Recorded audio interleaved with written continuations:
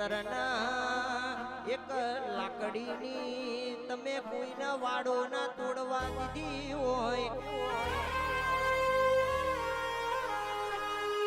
મનીષભાઈ હોબળો ના આપણા પૂર્વત બોલ એટલે બીજું ના બોલ ભાઈ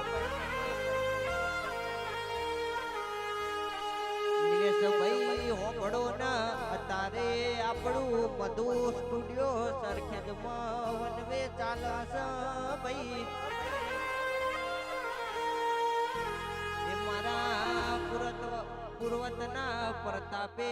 ચાલસ ભાઈ એક સમય બન્યો હોય પુરત તમારો તમે દૂધના પિયાલા પીતા હોય આવો મારા